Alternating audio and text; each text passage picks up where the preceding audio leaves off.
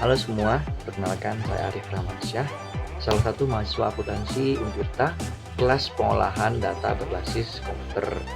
Pada kesempatan kali ini saya akan coba memberikan tutorial terkait dengan persiapan awal sebelum kita mengoperasikan aplikasi Accurate. Di mana kita ketahui, aplikasi Accurate merupakan sistem akuntansi berbasis aplikasi yang memudahkan para akuntan dalam mengolah data keuangan perusahaan. Jadi persiapan apa saja yang perlu kita lakukan? Langsung aja kita masuk ke tutorialnya. Kita langsung aja buka aplikasinya ya. Itu aplikasi Accurate. Di aplikasinya.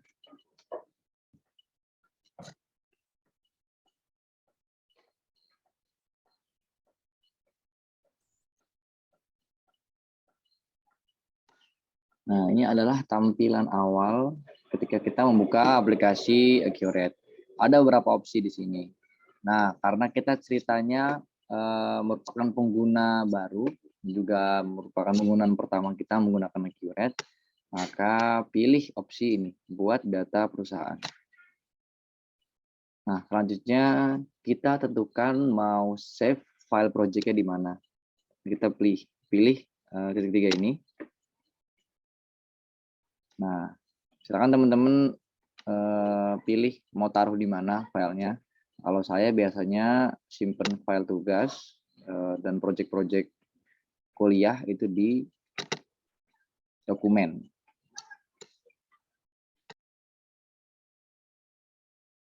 Nah, jika sudah tahu mau taruh di mana, kita tulis file name-nya. Kita tulis aja nama perusahaannya ya. Misal saya di sini mau buat data keuangan PT Stapi Indonesia. Jika sudah, kita klik create. Oke. Nah, selanjutnya aplikasi akan mencoba mentranslate project-nya dan menaruhnya ke dalam folder yang tadi kita tuju.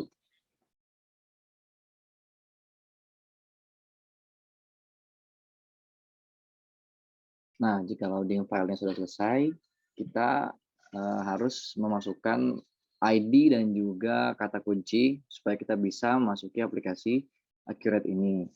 Nah, untuk ID sendiri adalah supervisor dan kata kuncinya sesuai dengan apa yang terus di bawah adalah supervisor.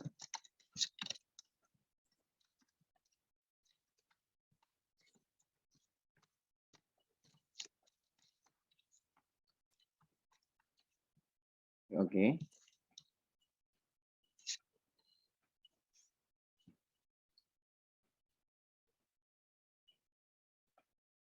Nah, nanti akan muncul tampilan seperti ini. Which language do you prefer? Karena kita di bahasa Indonesia, jadi kita gunakan bahasa Indonesia. Lanjut.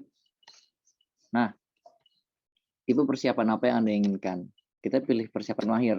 Karena di sini ceritanya kita sudah punya data keuangan dari perusahaan yang akan kita kelola data keuangannya. Kita pilih persiapan mahir, lalu kita pilih lanjut. Nah, selanjutnya kita input mata uang yang kita gunakan dalam akuntansinya. Itu adalah sudah barang tentu kita gunakan rupiah. Rp1 sama dengan 1. Lalu negaranya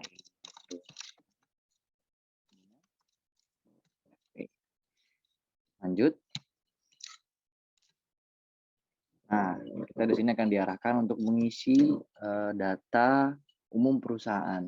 Nah, data ini nanti diisi sesuai dengan biodata dari perusahaan tempat teman-teman bekerja ya. Tapi karena di sini saya sudah punya modulnya, maka akan saya sesuaikan dengan modulnya. Di mana nama perusahaan adalah PT Stapi Indonesia. Dan selanjutnya teman-teman isi dengan data perusahaan tempat teman-teman bekerja.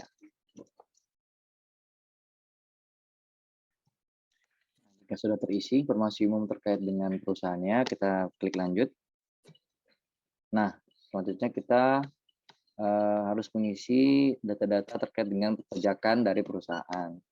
Dan nomor seri faktur pajak, NPWP, dan lain-lain. Sekali lagi ini diisi dengan sesuai dengan data perusahaan tempat teman-teman bekerja. Tapi karena saya sudah punya modulnya, maka akan saya sesuaikan dengan modul. Jika sudah terisi semua datanya, kita klik lanjut. Nah, nanti akan muncul akun-akun default dari aplikasi Accurate. Maka selanjutnya kita harus hapus keseluruhan akun hingga tersisa satu akun, yaitu Retained Earnings. Cara menghapusnya adalah kita klik dulu baris akunnya, pilih hapus, lalu oke dan oke. Nah, begitu pula dengan akun-akun yang lain.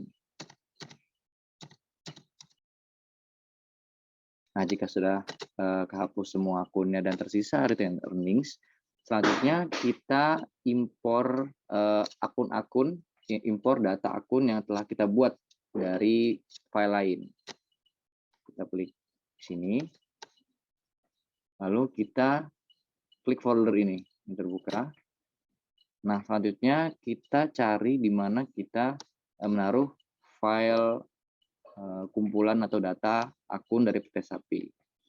Nah, kebetulan saya taruh di folder yang sama, di Accurate, Excel. Kita ganti ekstensinya menjadi extension Excel. Nah, sini kita pilih data akun dari PT Sapi. Kita buka. Nah, setelah itu kita klik ambil data. Nanti akun-akun yang ada pada file Excel tadi akan muncul di tampilan Accurate ini. Nah, pertama kita hapus dulu nih baris pertama dari datanya, baris nomor akun. Karena ini tidak mengandung nilai apa-apa ya, jadi kita hapus saja. Caranya klik kanan lalu pilih hapus. Nah, selanjutnya kita masukkan definisi dari masing-masing akun yang ada dari data sumber. Kita pilih ini. Kita definisikan masing-masing data sumbernya. Nomor akun kita definisikan sebagai nomor akun. Lalu nama akun kita definisikan sebagai nama akun. Dan begitu pula selanjutnya. Nah, untuk tipe akun, ini nanti akan ada tampilan seperti ini. Nah, kita harus definisikan masing-masing akun juga ke dalam definisi yang dimengerti oleh Accurate.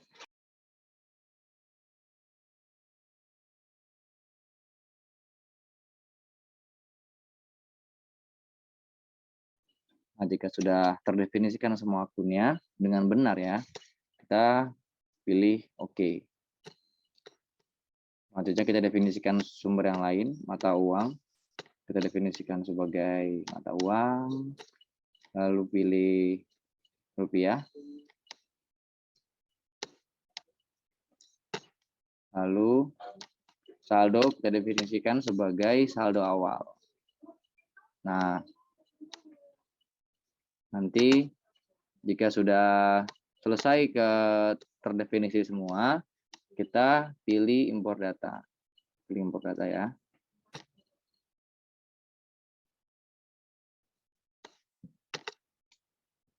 Nah, jika berhasil nanti akan ada notifikasi 34 data terimpor, 0 data gagal. Oke. Nah, ini adalah akun-akun yang sudah disesuaikan dengan data yang kita punya. Nah, sebelum kita melanjutkan ke langkah berikutnya, kita ganti dulu Retained Earnings di sini dengan laba ditahan. Nah, begitu pula dengan yang di atasnya. Kita ganti dengan laba ditahan. Jika sudah terganti semua, kita pilih lanjut. Nah, selanjutnya kita akan menginput akun default mata uang. Jadi kita sesuaikan aja. Sisakan 2 baris terakhir ini, kan 2 baris terakhir ini memang tidak perlu kita isi. Selanjutnya kita klik lanjut. Nah, kita akan menginput syarat pembayaran dan juga pajaknya. Nah, kita akan input syarat pembayarannya, itu disesuaikan dengan perusahaan tempat teman-teman bekerja, tapi karena saya sudah punya modulnya, maka akan saya input sesuai dengan modulnya.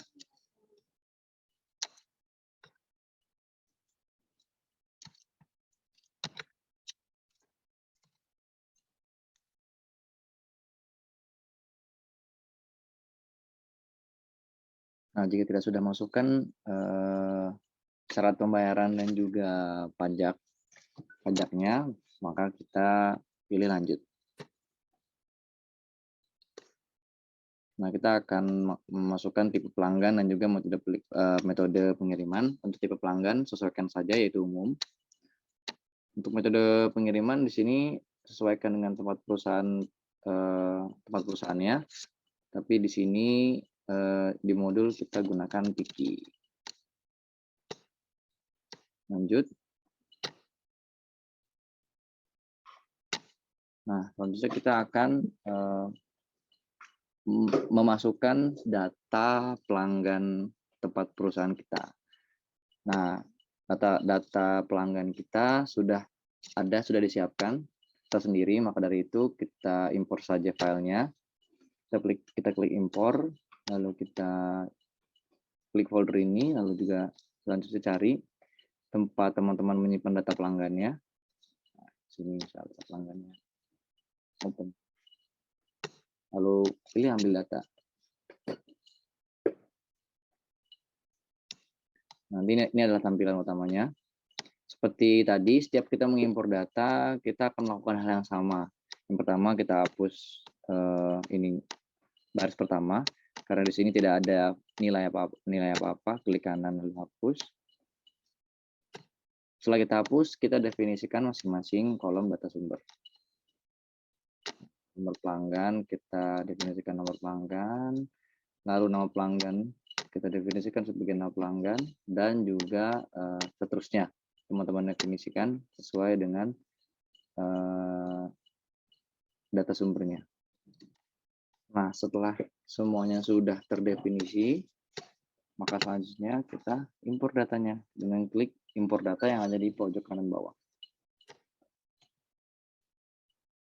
Nah, jika berhasil akan ada notifikasi seperti ini. 3 data terimpor, 0 data gagal. Lanjut. Nah, ini adalah tampilan data pelanggan kita. Selanjutnya kita klik lanjut. Nah, kalau tadi kita sudah menginput data pelanggan, sekarang kita menginput data supplier kita. Data supplier sudah saya siapkan di Excel tersendiri. Langsung aja kita cari datanya ya. Kita impor, klik di sini untuk impor. Lalu klik folder terbuka ini. Lalu cari tempat di mana teman-teman menaruh data suppliernya. Jangan lupa untuk mengganti ekstensinya dengan Excel ya, supaya datanya muncul. Nah, ini adalah data pemasok dari perusahaan saya. Kita ambil datanya.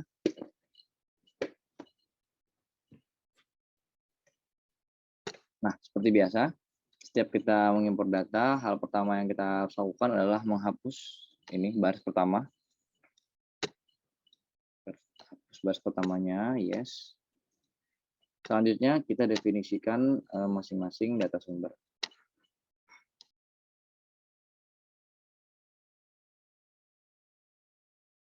Impor data. Nah, jika sudah berhasil, akan muncul notifikasi 3 data terimpor, 0 data gagal. Nah, ini adalah data pemasok kita.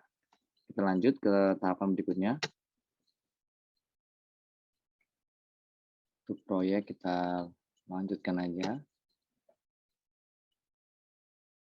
Ini juga kita lanjut. Nah, selanjutnya kita masukkan akun default barangnya. Jadi seperti ini, teman-teman nanti mengisinya. Selanjutnya kita lanjut ya. Ini juga kita lanjut aja. Kita langsung mengisi metode biaya. Ini adalah metode yang kita gunakan dalam menentukan HPP dari persediaan. Jadi itu disesuaikan dengan kebijakan perusahaan tempat teman-teman bekerja, tapi sesuai modul, saya akan menggunakan FIFO, first in, first out. Lanjut. Nah, ini adalah tampilan awal dari informasi barang. Selanjutnya kita akan mengimpor data terkait dengan informasi barang. Seperti biasa, kita pilih folder ini terbuka.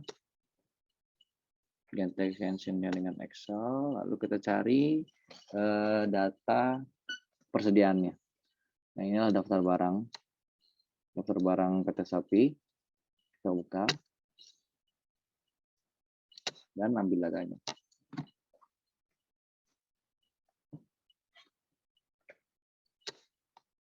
Nah, seperti biasa kita hapus dulu baris pertamanya.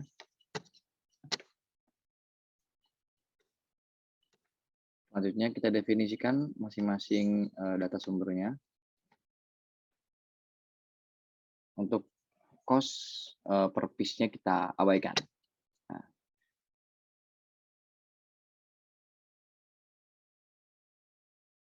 Nah, jika sudah terdefinisi semua, kita impor datanya. Nah, jika berhasil akan ada notif 4 data terimpor, 0 data gagal.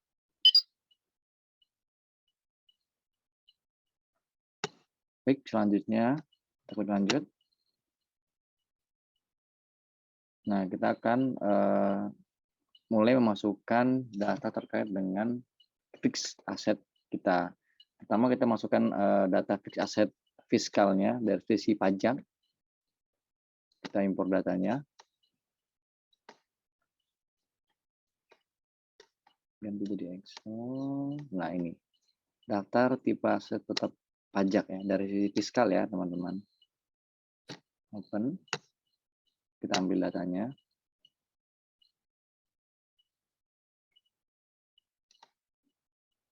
Nah, biasa kita hapus dulu di baris pertamanya. Selanjutnya kita definisikan masing-masing data sumbernya. Setelah semuanya terdefinisi, kita impor datanya. Nah, notifikasinya adalah 19 data terimpor, 0 data gagal. Oke. Selanjutnya kita menginput data fix akunnya ya, fix asset. Nah, kita impor berkasnya. Kita cari file ada di mana. Nah, ini dia. Daftar tipe aset tetap. Open. Kita ambil datanya.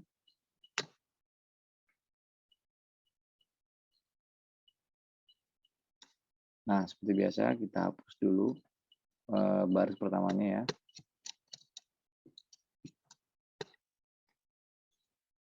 Lalu kita definisikan data sumbernya.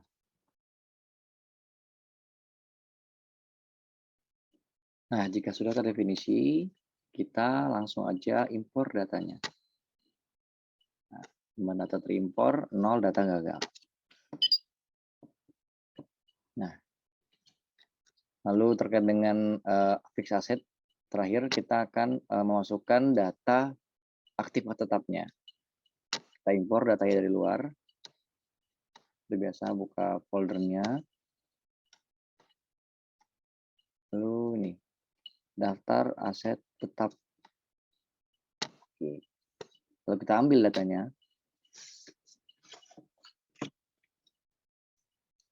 Nah, selanjutnya kita hapus dulu baris pertamanya.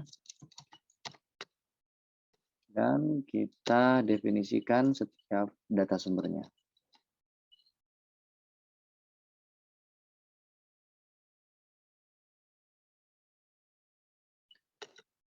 Nah, jika sudah terdefinisi semua, kita impor datanya. Ini adalah notifikasinya. Oke. Nah, selanjutnya kita akan masuk ke tahap ini. Ini adalah tampilan neraca percobaan dari data-data yang tadi kita sudah input. Lanjut. Nah, Anda dapat mengubah dan membuat keputusan preferensi tentang berkas perusahaan Anda, fitur, dan lain-lain. Nah, itu dia tadi adalah langkah-langkah persiapan yang kita lakukan sebelum kita mengoperasikan aplikasi Accurate. Sebelum kita selesai, ada beberapa hal yang kita harus perhatikan. Ada yang kita harus periksa terlebih dahulu. Pertama adalah laporannya ya. Kita akan lihat contoh laporannya. Pilih daftar laporan.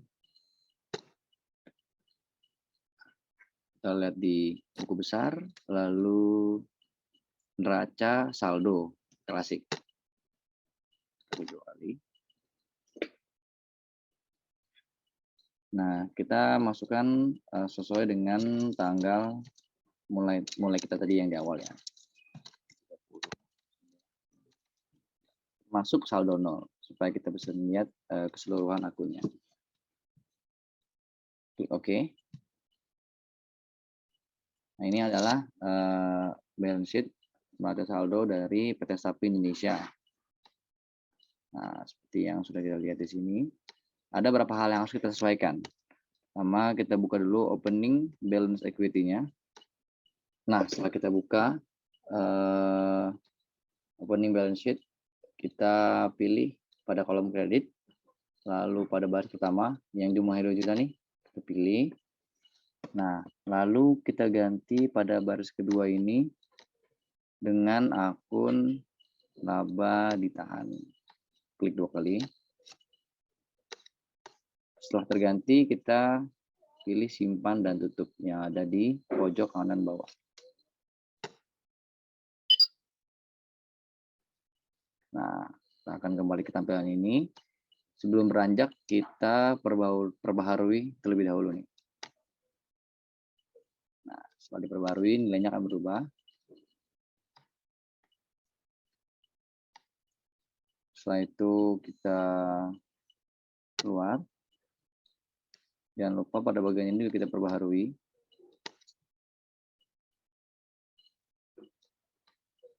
Kita kembali ke opening balance sheet. Kita lihat lagi akun di sini. Akun yang tadi ya. Kita ganti lagi ini dengan laba ditahan. Ya. Klik 2 kali. Simpan dan tutup. Setelah itu kita perbaharui lagi. Nah, angkanya akan berubah jadi seperti ini ya. Kita exit. Dan lupa yang ini juga kita perbaharui.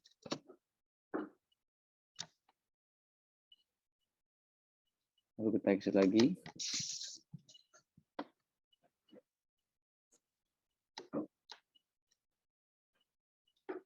Lalu kita exit lagi.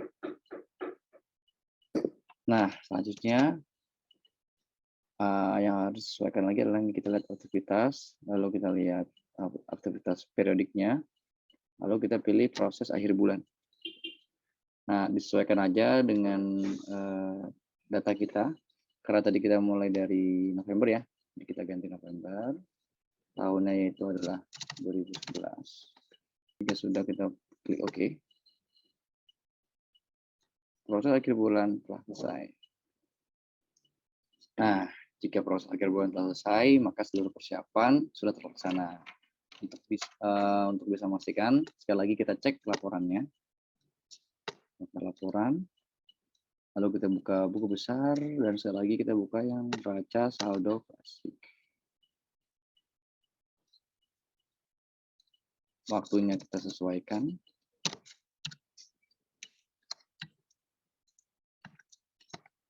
Mau saldo 0, kita pilih OK.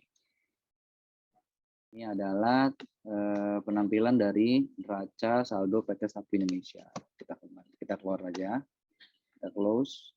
Nah, itu dia tadi adalah persiapan yang kita perlu lakukan sebelum kita mengoperasikan aplikasi Accurate untuk perusahaan kita. Mungkin kurang lebihnya dari saya mohon maaf. Saya pamit undur diri. Sampai bertemu pada kesempatan berikutnya.